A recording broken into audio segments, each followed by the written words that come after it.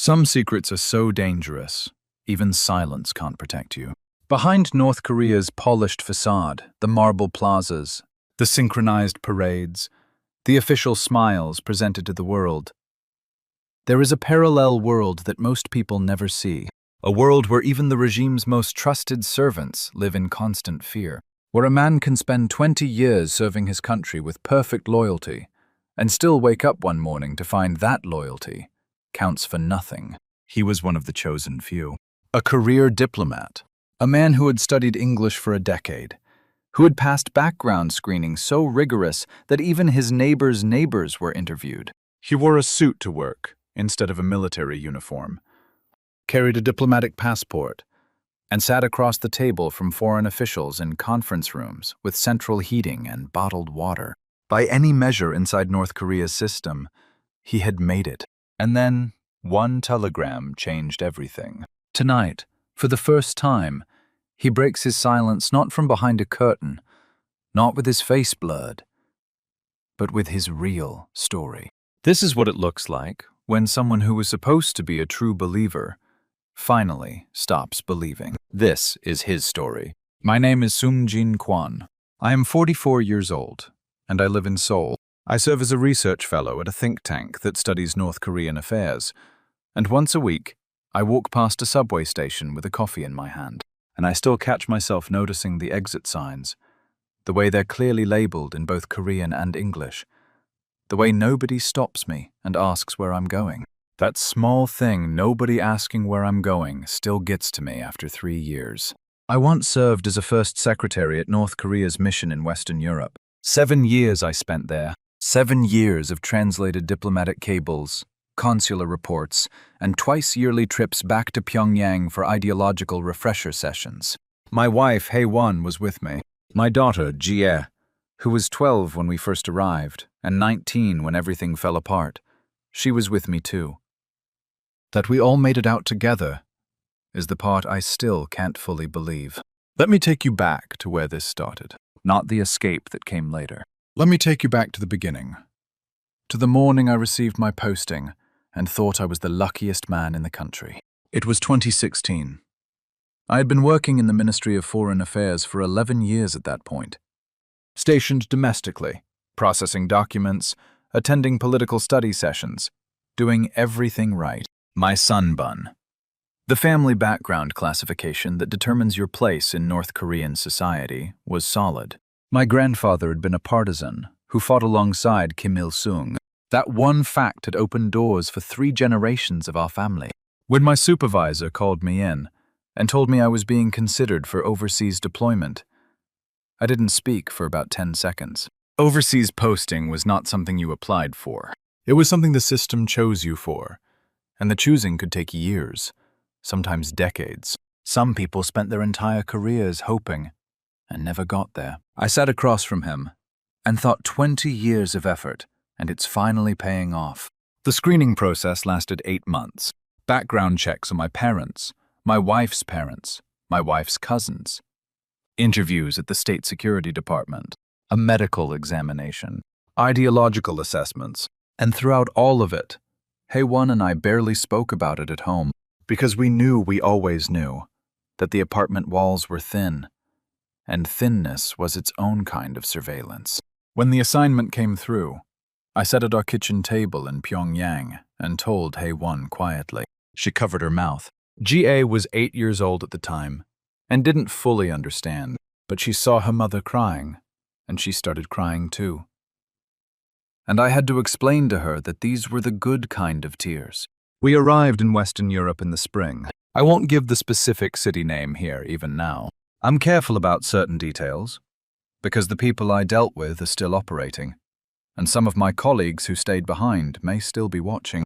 What I can tell you is that it was a capital city. There were cobblestones. There were cafes on every corner. There were people walking dogs at midnight because they could. The embassy was a converted building in a quiet residential area.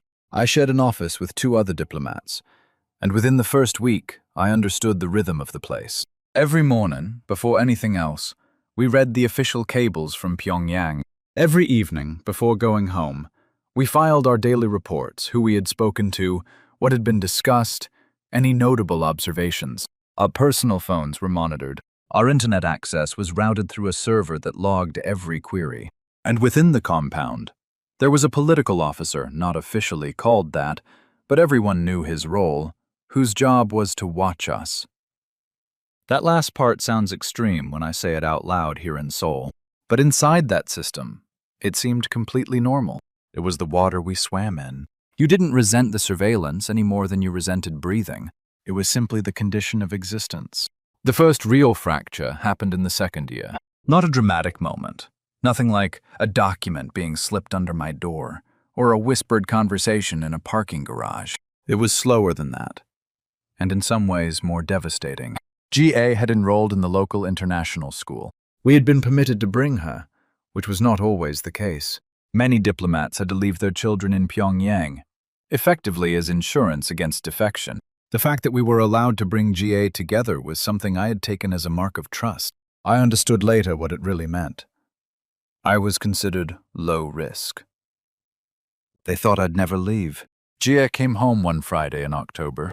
She dropped her backpack at the door the way she always did, but then she sat down at the kitchen table and just looked at me. She was 13.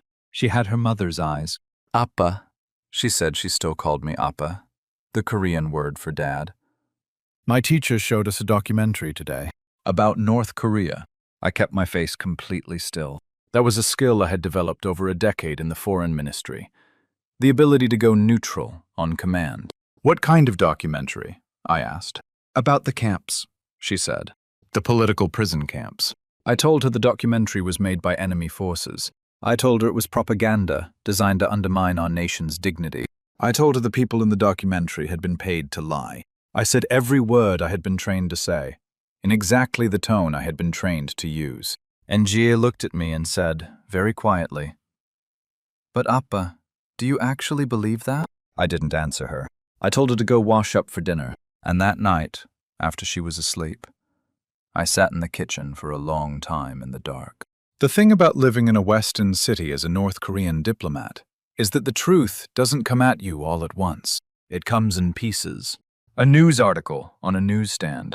A conversation at a reception where a foreign official says something offhand about the famine of the 90s and looks at you to see how you'll react. A human rights report left on a conference table that you weren't supposed to read, but did, because you were early and alone, and the room was quiet. I'd been telling myself for 2 years that none of it applied, that the reports were exaggerated, that every country had problems, and ours were being selectively highlighted. I was good at telling myself that. But Gia's question, "Do you actually believe?" that opened something that I couldn't close again. Over the next year and a half, I started reading things I wasn't supposed to read. Not actively seeking out contraband, I wasn't reckless. But when a foreign newspaper was left in a room I was visiting, I didn't look away. When a Western diplomat mentioned a UN report at a dinner, I listened more carefully than I had before. I started to understand, through the accumulation of 100 small details, that the distance between what I had been taught and what was actually true was not a gap, it was a canyon.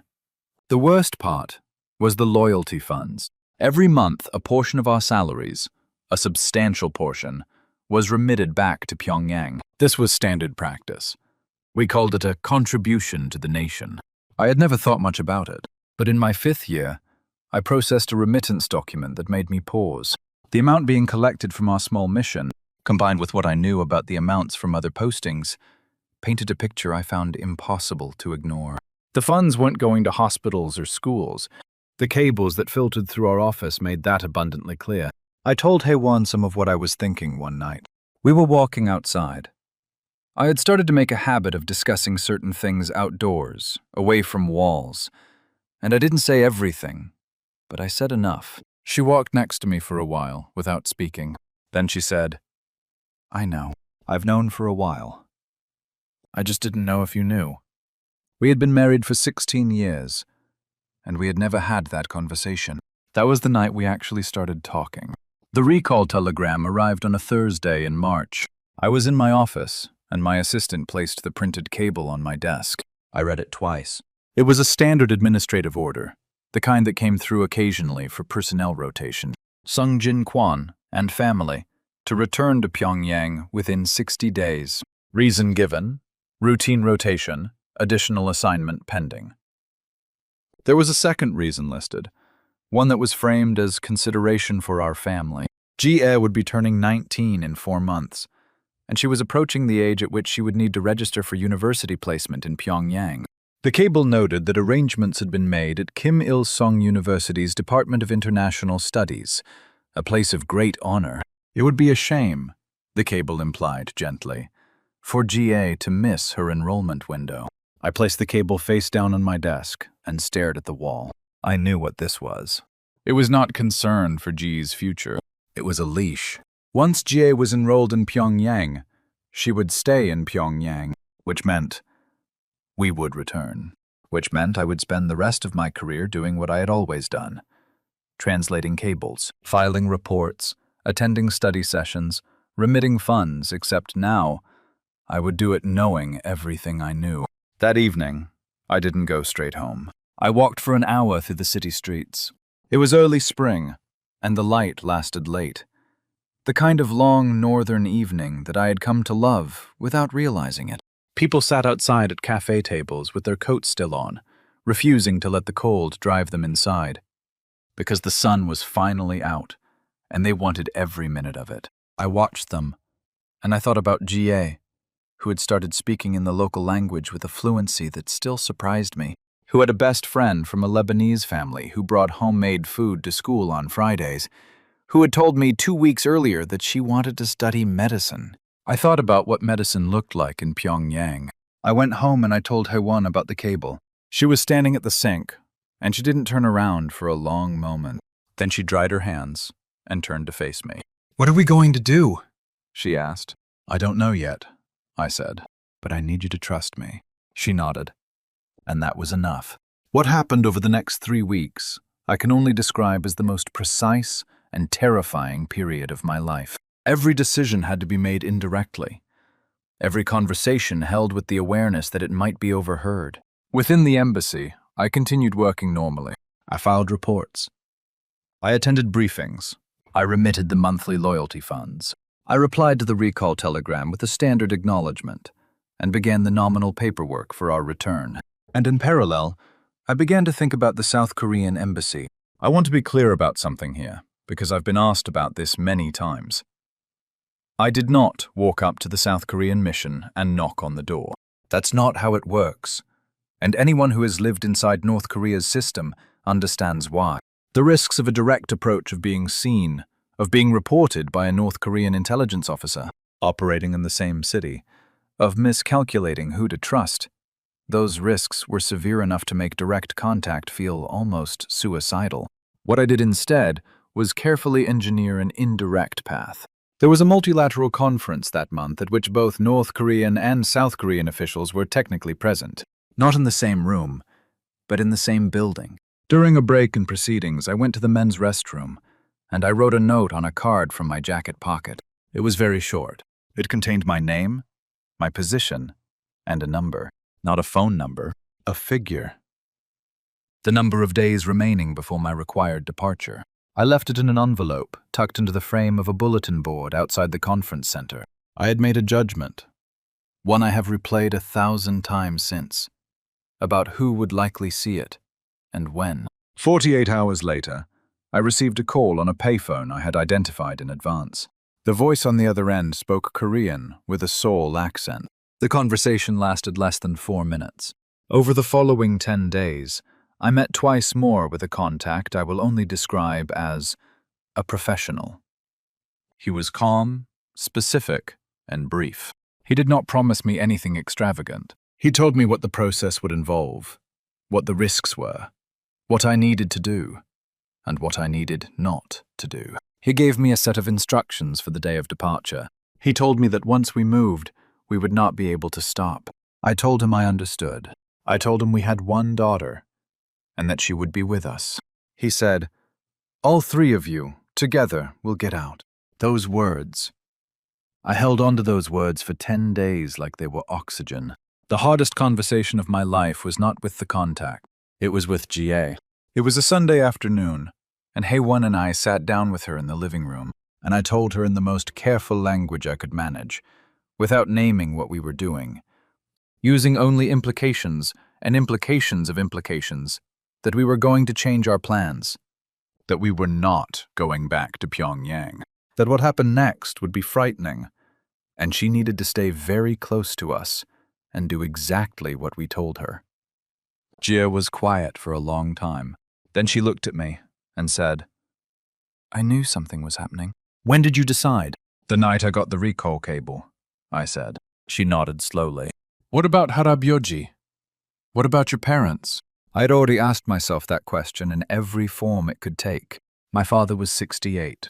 My mother was 65. They lived in Pyongyang. My younger brother worked at a state factory. When a diplomat defects, what happens to the family left behind is not a secret. It was documented in reports I had read.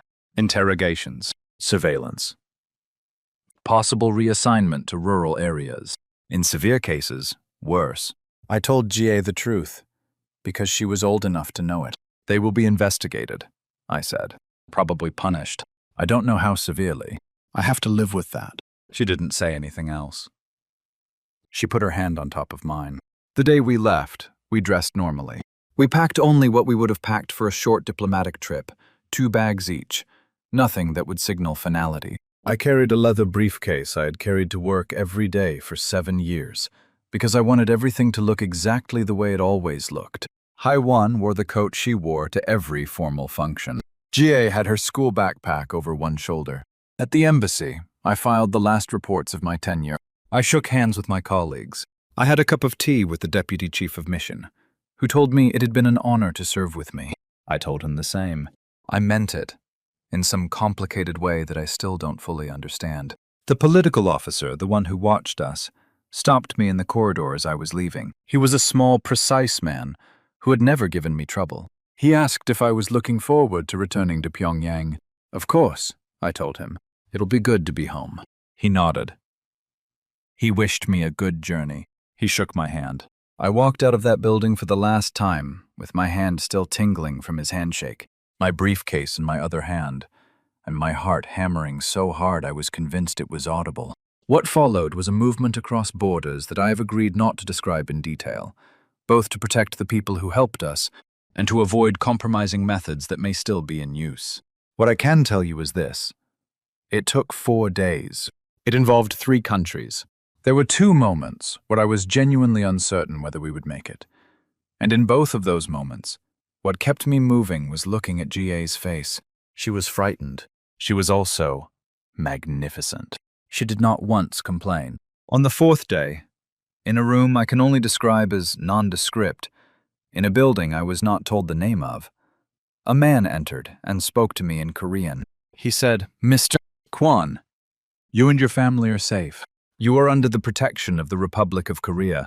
Haiwan made a sound I had never heard her make before. Jia sat very still, and then put both hands over her face. I sat in a plastic chair and looked at the fluorescent light on the ceiling, and couldn't speak for about 30 seconds. Then I asked, because it was the only thing I could think to ask, "My parents. Is there anything that can be done for my parents?" The man said, "We will do what we can. I won't promise more than that." What followed was the NIS Refugee Protection Center in Sihyung, Gyeonggi Province. We stayed there for just over 2 months. The investigation, and I understood why the investigation was necessary, why they needed to verify who we were, what we knew, whether we had been sent deliberately, was thorough. Daily interviews, background questions that reached back 15 years, psychological evaluation, medical screening. Jia found it difficult at first. She had lived most of her conscious life outside North Korea, in a Western city, speaking a European language at school, eating food that was not rationed. And now she was in a facility in a country she had last seen when she was 12, answering questions about a government she had spent 3 years quietly questioning. But the staff were kind. There were counselors who had worked with defectors for years. There was a woman on Jia's floor who had come through the Chinese border route 2 years earlier and had already started university. She and Jia talked for hours. I gave everything I had to the debriefing. Information about the embassy's operations, the personnel, the financial flows, the cables I had processed. I understood that this information had value. I also understood that it might, in some small way, contribute to pressure on the regime that had held my parents. After the protection center, we were transferred to Hanawon, the settlement education facility in Anseong, about an hour south of Seoul. 12 weeks.